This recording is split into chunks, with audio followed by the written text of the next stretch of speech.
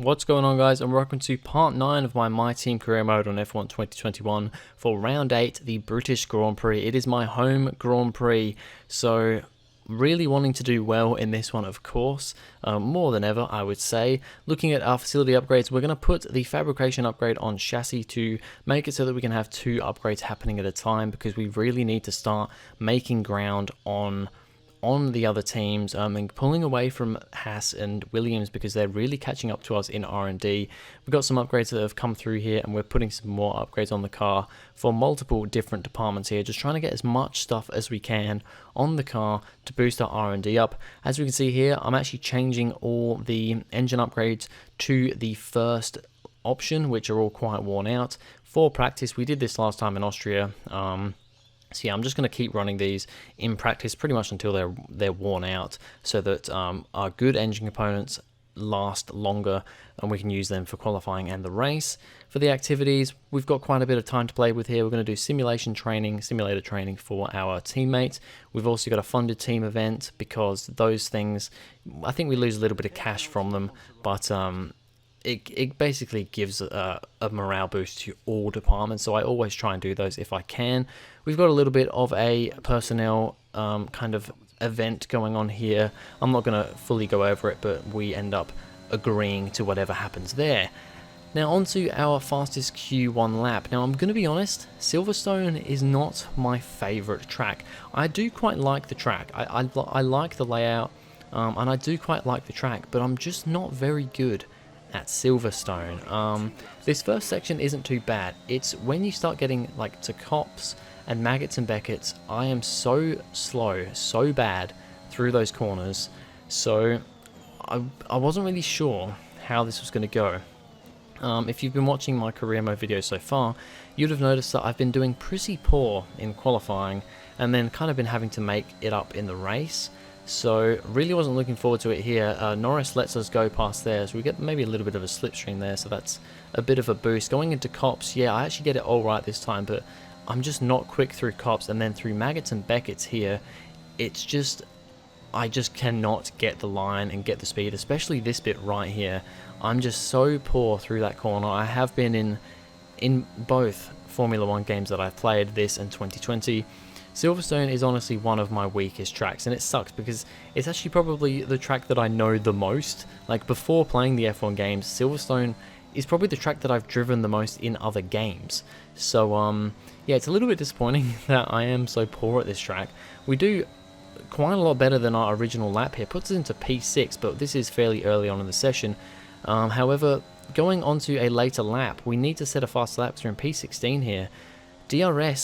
My DRS gets slammed shut, and I can't do a quick enough lap. We go into our final lap here. DRS is still broken, because I was kind of just plodding around for a couple laps, but it doesn't fix itself, which means that we don't get through to Q2. And honestly, although I wasn't doing too well here, I think I could have got through to Q2 if my DRS was working. We end up P20, actually behind our teammate Christian Lundgaard, so once again, as usual, we've got a lot of work to do in the race.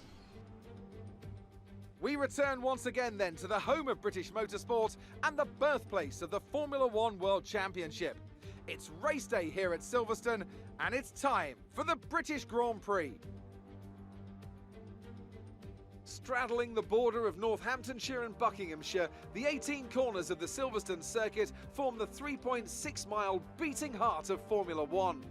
It's been reinvented over the years, with Turn 1 now the fast right-hander of Abbey, but the magic of racing is as strong here as it's ever been. Anthony Davidson joins me once again in the commentary box, and it's fantastic to have you with us here today, but I'm curious, as a man with experience out on the track, how do you stop those pre-race nerves from becoming overwhelming when you're lining up on the grid? From the moment qualifying's over, you start to feel the adrenaline in your body build up and the buzz in your stomach as you anticipate the rundown into Turn 1. It's all a bit like going into battle, and the unknown situation makes you nervous. Those pre-race nerves are a good thing. The day you don't have them means that you don't care anymore.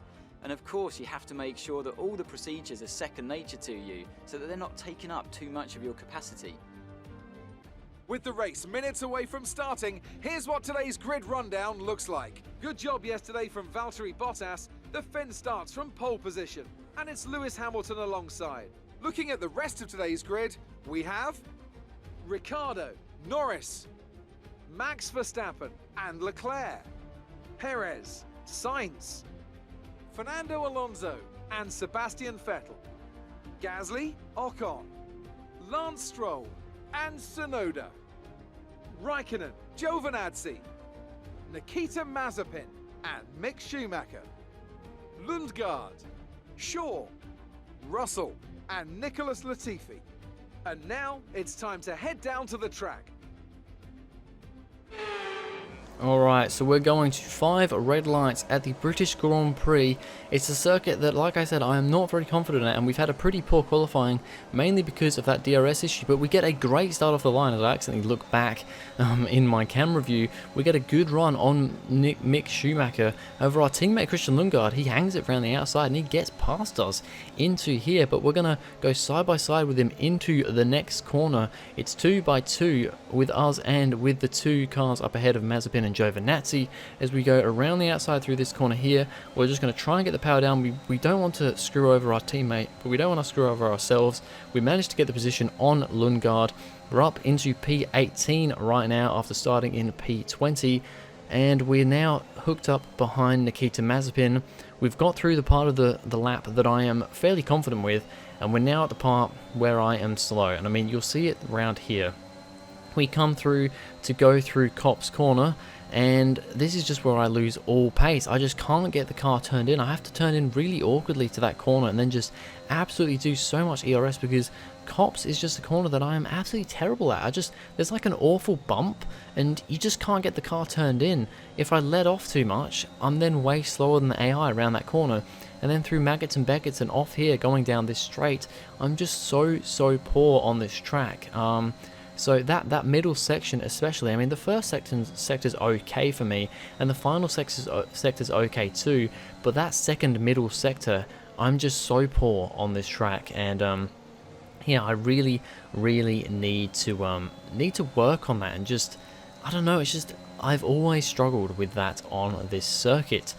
So we go through now the end of lap, or the beginning of lap 2, now onto lap 3, and we're kind of just sticking here behind Mazepin, not making as much inroads as I was hoping I would, but we do now have DRS enabled. We've got DRS on Mazepin. I don't believe he has it on Giovinazzi in front. I mean, look at the closing speed. We go to the inside. It's a bit of a wiggle around there, not the cleanest looking overtake there and split to the inside, but we managed to get our way past Mazepin, and we're now coming down to Copse. It's like I said, this is where things go wrong for me, because I just can't keep speed.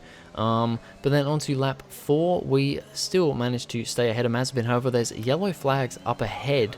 Something's going on here. No, we're back to green flags again, resume racing, but no, there's yellow flags still up ahead again.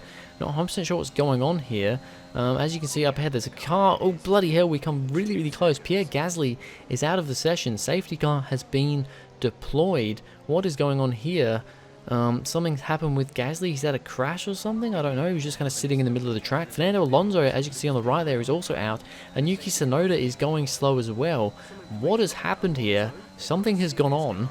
We've had 2 cars out of the race already there with Alonso and Gasly, and as we look at a replay here, Fernando Alonso gets another mechanical issue. He's going slow. He's on the inside here though, but he kind of jolts to the right, and Pierre Gasly smacks into the back of him, destroys his car, and I think that's a little bit of contact there as well for Yuki Tsunoda. As we watch back at Pierre Gasly, he's just going down the straight here. Alonso's on the inside, and he just kind of jolts into him, smacks into the rear of the Spaniard's car, and then as you can see, Yuki Tsunoda smacks into his teammate and loses his front wing. As we look from the onboard view of Gasly, just a little jolt to the right from Alonso, a rather big jolt to the left from Gasly, and he smacks into the back, breaks his wheel, and then Tsunoda tries to get it stopped, just can't quite do it with Gasly's car going all over the place, breaks his front wing. He's still able to drive, but even then, Yuki Tsunoda also retires from the session, so that is 3 cars out of the race, both AlphaTauris out of the race here. So it's an awful awful weekend for AlphaTauri, and another terrible one for Alonso. I mean, Alonso was up, he got 3rd place in the previous race, but 2 races before that he DNF'd, and now he DNFs again. So it's a really, really mixed bag for Alonso here. A few of the cars in front of us come in to the pits to fit, I believe, medium and maybe some hard tyres. My team didn't want me to come in. They didn't tell me to come into pit yet. So I kind of left it out, as a lot of other cars have also left it out. But now they've said, oh, actually, we're going to get you in for hard tyres now. And it's like, well, the safety car's coming in this lap. But I decide to go with it. I just go, you know what? You want me to do it? Let's do it. So I come in to fit hard tyres literally as the safety car comes in and the rest of the track buggers off. The rest of the cars bugger off in front of me. So now we are a good 15 odd seconds behind Perez, who's the next car, because he came in for hard tyres. By the time we get out of the pits, it's actually like almost 25 seconds, the gap to the cars in front.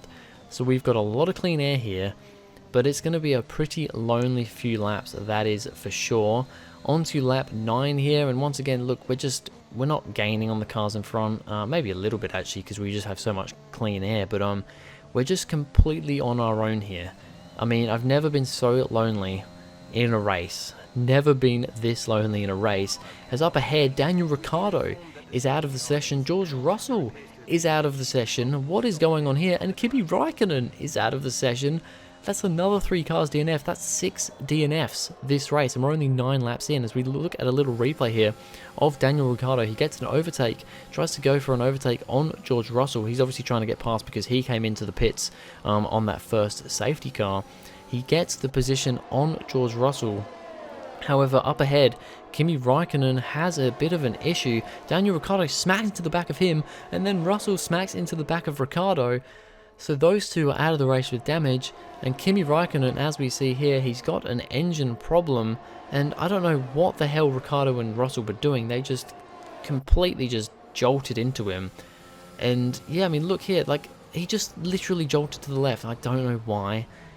It's just it's terrible stuff here. Russell just kind of followed Ricciardo. If he just stayed where he was, he would have been fine, but this is terrible for Russell because Russell has now not finished 3 races in a row. He DNF'd from France and Austria from mechanical failures, and he's now DNF'd here in Britain because of a crash with Ricciardo. So that's 6 DNFs in this race. We're only 11 laps in as the safety car now comes in.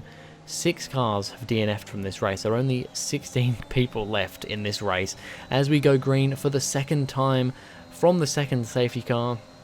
We cannot quite keep with Sergio Perez up ahead. I mean, he's on the same tyres as us and he's a much quicker car. So a lot of other cars have come into the pits here. We're up into P12. So people that didn't come into the pits on the first safety car decide to come in on the second safety car.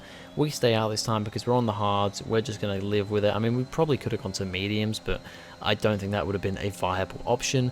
So we've just kind of got to defend from Nicholas Latifi now. Not Nicholas Latifi, sorry. Nikita Mazepin behind, because I believe Perez is going to be a bit too far up ahead for us to get past. Giovinazzi is now the next car up ahead, although now he isn't because he's come into the pits. A lot of cars come into the pits on this lap, and that actually changes things massively. We go from P12 to P3.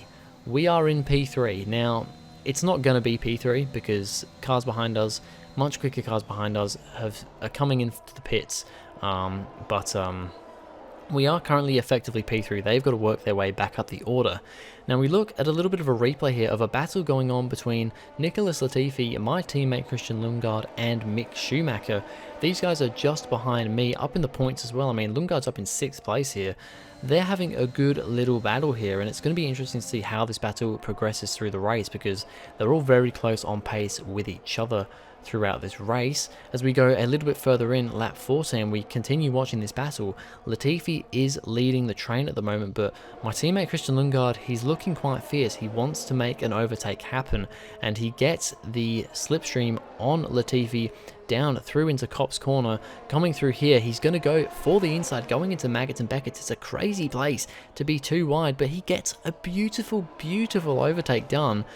Awesome to see my teammates in my car getting an overtake on like that done. I mean, yes, it's on Latifi. He's probably the slowest man on track, the slowest driver on track, but he gets the position done. However, Latifi is fighting back. He goes to the inside of this corner here from that straight, and they're now too wide coming into the final chicane. They're still too wide coming through here. Lundgaard's got a little bit of a lead, but Latifi has the inside of the next two corners. Latifi is back past again. It's a hell of a battle here. Mick Schumacher's behind, just kind of waiting for things to go wrong to pick up the pieces, but Latifi's back ahead of my teammate Lundgaard again, so he's going to have to fight back if he wants that P5 back. I don't think it's going to be P5 for the end of the race, but these guys are potentially racing for a points finish here, which is crazy to say. On to the end of lap, what is that, lap 13, lap 15? I think it's 13, I don't know, it's a bit blurry on my preview, and Valtteri BOTTAS was in the lead of the race, but he's now come in for his pit stop, which puts Sergio Perez in the lead, and I'm now in P2 with Nikita Mazepin in P3 in the Haas. I mean, if this is a ridiculous top 10 or top 5, then I don't even know. We go back to the battle between my teammate Latifi and Schumacher, and once again Lundgaard is looking up the back of Latifi in through Maggots and Beckett's. They come through this back straight here. The overtake that Latifi did on Lundgaard is now going to do on Latifi on this next lap. He goes to the inside, he gets the position, but they're still side by side once again going through into the chicane. However, this time it's Latifi on the inside, Lundgaard on the outside. Now on the inside for this next corner, they're still too wide going through the whole chicane onto the front straight. Lundgaard has just about got the position, and then Mick Schumacher behind has the run, and he is now too wide. He's now side by side with Latifi going through here. It's a great battle between these three drivers. Lundgaard's kind of being left up ahead now as the Haas and the Williams fight each other. They're still too wide throughout this whole section here. They've been too wide ever since coming in, well, almost from the start of this lap. Going down the straight here, they are still too wide. Look at them go. Latifi's not giving up. Schumacher is not giving up. They come through here to the next straight. Schumacher looks like he's just about got the lead this time, and unless Latifi can do anything coming into Copse or out of Copse, Schumacher's got the position on Latifi, and now you can see Lundgaard has got himself a bit of a gap because of that battle. That was one hell of a battle going on there. And then we also have these three guys here, Lewis Hamilton, Max Verstappen and Charles Leclerc. These guys are doing a bit of a recovery drive now because they came into the pits and now they've got to move their way back up to the front. They've got quite a lot of work to do. They're all kind of in a little bit of a train here. It's almost like a squad going into battle. These guys catching up to that battle of Latifi, Schumacher and Lundgaard now. But yeah, these guys have got a bit of work to do because they're currently only at the back of the points. On to lap 19 of this 26 lap race. We have got Mazepin behind. Bottas is now the next car behind him. He's a fair way back yet though, and as you can see on the minimap, you can see Hamilton, Verstappen and Leclerc back there as well. We've just kind of got to keep position now. We've got to keep in front of Mazepin. It's actually quite difficult because we're on the hard tyres.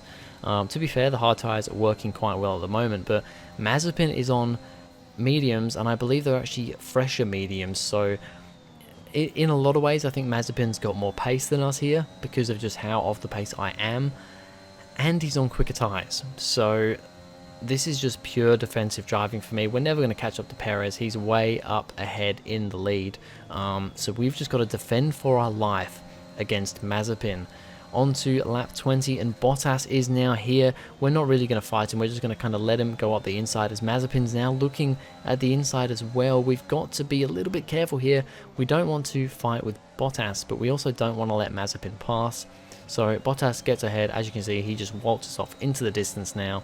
He's already made almost a second on us.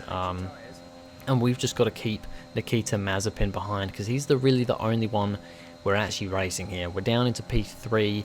A podium is looking less possible, but let's be honest, I did not expect a podium going into this at all. Honestly, did not expect points going into this race. However, at the moment, it's looking like we could be on for some decent points, not even just some low points, but some pretty decent points here, depending on how well the rest of the pack can fight their way through. And speaking of the rest of the pack, Hamilton is now the next car behind us. We go quite wide out of this corner. Once again, I just don't really want to fight Hamilton. We've got a bit more of a buffer to Mazepin now, as he had to let Hamilton through, and has now also had to let Verstappen through.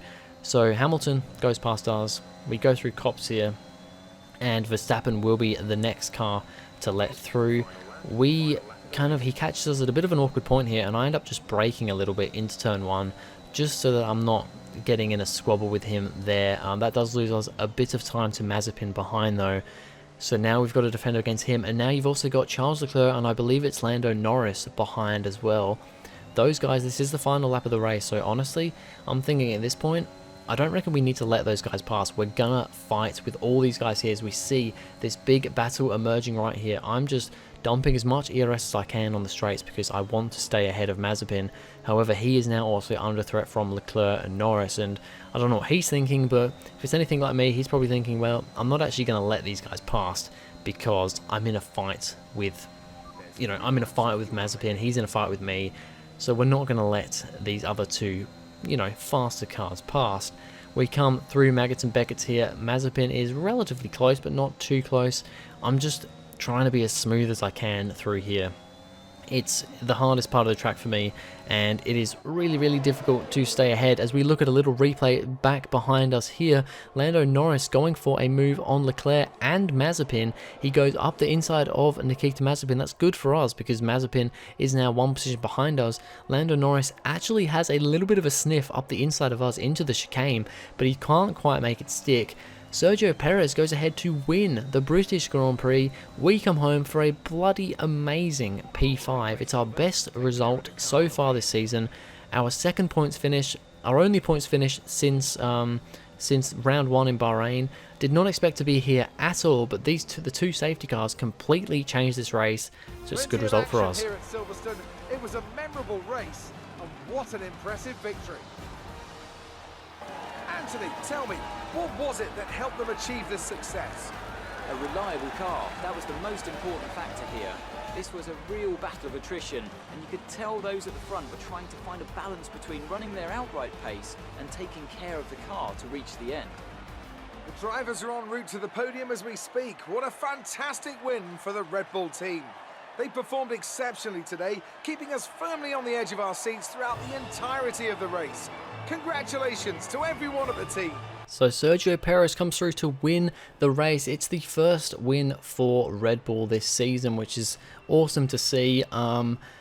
It's a 2-3 for Mercedes, a double podium for them. But yeah, awesome to see Perez up there because of that strategy. It really worked out for him. We come home in a lofty P5. That's 10 points for us. Christian Lundgaard scores his first point of the season in P10. I mean, if that isn't showing you that this race was crazy, then I don't know what is. And Mazepin comes home in P7, so a crazy top 10 in this race. We look ahead to the driver standings. We're now back up into P12. We overtake Lance Stroll and Esteban Ocon, now on 18 points.